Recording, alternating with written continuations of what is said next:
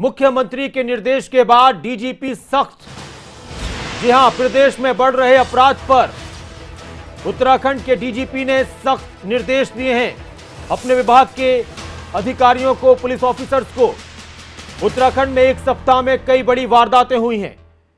DGP ने विभाग को सख्त आदेश दिए हैं सभी अपराधों का 3 दिन में पर्दाफाश हो।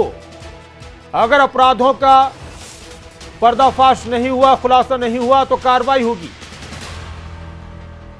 थाना प्रभारियों को, कोतवालों को हटाया जाएगा। अभी काशीपुर में खनन कारोबारी की हत्या हुई थी। डोईवाला में डकैती की वारदात हुई थी। लगातार कई वारदातें सामने आई और इसको लेकर मुख्यमंत्री ने भी चिंता जताई थी। और ज्यादा जानकारी के लिए, बातचीत के लिए, चर्चा के लिए इस वक्त मेरे साथ उत्तराखंड से हमारे ब्यूरो चीफ राव शफात अली जुड़ चुके हैं। राव शफात अली, उत्तराखंड में आपराधिक वारदातों का बढ़ना किस तरफ इशारा कर रहा है और जो चिंता जाहिर मुख्यमंत्री की तरफ से की जा रही है, उसके बाद किस तरह की गतिविधियां नजर आई हैं? डीजीपी के जो आदेश हैं वो किस तरह से आगे बढ़ रहे हैं?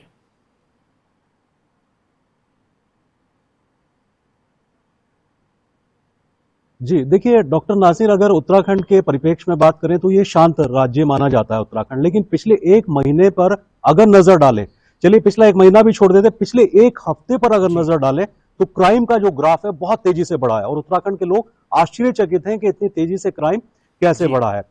मुख्यमंत्री खुद गंभीर है इस मुद्दे को लेकर के। कल एक हाई प्रोफाइल बैठक की गई जिसमें उत्तराखंड के जो पुलिस के आला अधिकारी हैं वो मौजूद थे।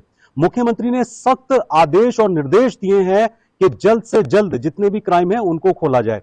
और इसके बाद जो डीजीपी हैं उत्तराखंड के, अशोक कुमार, हालांकि वो अपने ईमानदारी के लिए, अपने काम के लिए जाने जाते हैं, उन्होंने भी एक सख्त रुख अपनाया है और अपने जो मातहत अधिकारी हैं, यानी जो थाना अध्यक्ष हैं या कोतवाल हैं, उनको सख्त आदेश दिए हैं, जो एसएसपी हैं, कि जल्द से जल्द जो भी क्राइम हुए हैं उनको खोला जाए और उसके साथ साथ जिन लोगों ने ये क्राइम किए हैं उनकी गिरफ्तारी की जाए। यही नहीं नासिर, इसमें 3 दिन का अल्टीमेटम दिया है डीजीपी ने। डीजीपी ने कहा है कि अगर 3 दिन के भीतर भीतर क्राइम नहीं खोला जाता, गिरफ्तारियां नहीं होती हैं, तो थाना अध्यक्ष, क्षेत्राधिकारी, इनको हटा दिया जाएगा। और इसके साथ ही सख्त लहजे में यह भी कहा है डॉक्टर नासिर के जो एसएसपी हैं वो ये माना जाएगा कि क्राइम रोकने में वो नाकाम रहे हैं। देखिए उत्तराखंड के अंदर 13 जिले हैं, लेकिन सबसे ज्यादा क्राइम की बात करते हैं तो हरिद्वार डिस्ट्रिक्ट ऐसा एक क्षेत्र है जो उत्तर प्रदेश की सीमा से मिलता है डॉक्टर नासिर। और दूसरा उधम सिंह नगर जो जिला है वो उत्तर प्रदेश की सीमा से मिलता है और यही सबसे ज्यादा क्राइम हुआ है। पिछले हफ्ते की बात करें तो देखिए जो काशीपुर है, यहाँ एक खनन कारोबारी की हत्या कर दी जाती है। इसके साथ लक्सर की बात करते हैं तो पुलिस के ऊपर दिन दहाड़े बदमाश फायरिंग करके चले जाते हैं, उनके पैर में गोली मार के चले जाते हैं और फरार हो जाते हैं और पुलिस के हाथ कुछ नहीं लगता।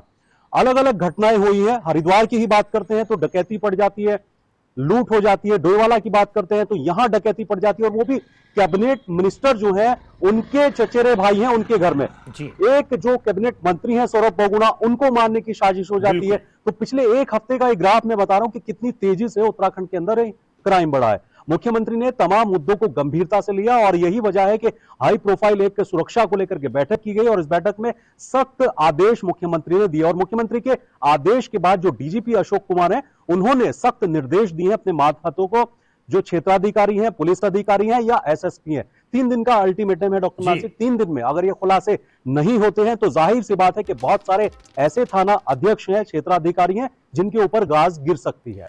राव शफात अली, ये बहुत ही एक अच्छी और एक अच्छी बात निकलकर सामने आई, वरना कई बार ऐसा भी होता है कि बहुत से राज्यों में क्राइम के ग्राफ की बात जब होती है या आपराधिक गतिविधियों की बात होती है तो उसको छिपाने की कोशिश भी की जाती है। लेकिन उत्तराखंड के मुख्यमंत्री ने खुद जैसे ही अपराध बढ़ने की संख्या सामने आई है, अपराध बढ़ रहे हैं, तो उन्होंने इस बात पर गंभीरता दिखाई और इसको स्वीकार किया है। और उन्होंने ये भी कहा कि हम सख्त होंगे और डीजीपी को भी निर्देश दिए हैं। एक बात जो आपने अभी कही कि 3 दिन का वक्त दिया गया है पुलिस अधिकारियों को कि जल्द से जल्द जो भी बड़े अपराध हैं उनका पर्दाफाश किया, जो भी अपराध हैं। लेकिन कई बार ऐसा भी होता है राव, आप भी जानते हैं कि केस सुलझाने के लिए कई बार बहुत से पुलिस कर्मचारी बहुत से बेगुनाह लोगों को भी फंसा देते हैं कि भाई हम अपने यहाँ पर कागजों में जो भी कार्रवाई उसको पूरी कर ली जाए। तो इस चीज को किस तरह से सुनिश्चित किया जाएगा कि किसी गलत इंसान को किसी केस में न फंसा दिया जाए?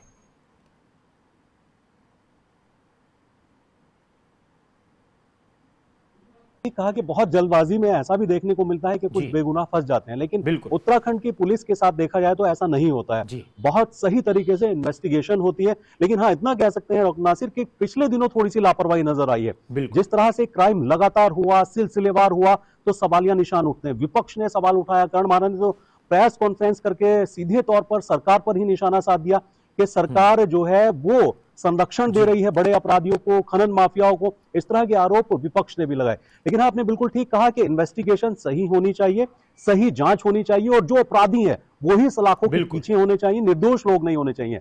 बहरहाल ये सुनिश्चित कर लिया गया। और जिस तरह के तेवर डीजीपी के हैं इस वक्त, बड़े सख्त लहजे में उन्होंने कहा है कि 3 दिन के भीतर भीतर, यानी 72 घंटे के भीतर भीतर, 24 घंटे का वक्त तो देखिए लगभग बीत ही चुका है, लेकिन हाँ, अभी 2 दिन का वक्त और है। और 2 दिन में मुझे उम्मीद है कि जिस तरह से पुलिस कार्रवाई कर रही है, टीमें गठित कर दी गई हैं, तो बहुत जल्द जो बड़े बड़े केस हैं जिनका मैंने अभी जिक्र किया कि पुलिस के ऊपर फायरिंग कर देते हैं, उत्तर प्रदेश के बदमाश ये बताए जाते हैं, सीसीटीवी में कैद हुए थे, खनन कारोबारी की हत्या कर देते हैं, एक महिला की मौत हो जाती है, लूट हो जाती है, डकैती हो जाती है, तो उम्मीद है कि बहुत जल्द 2 दिन 3 दिन के भीतर भीतर कोई ना कोई बड़ा खुलासा उत्तराखंड में होने वाला है।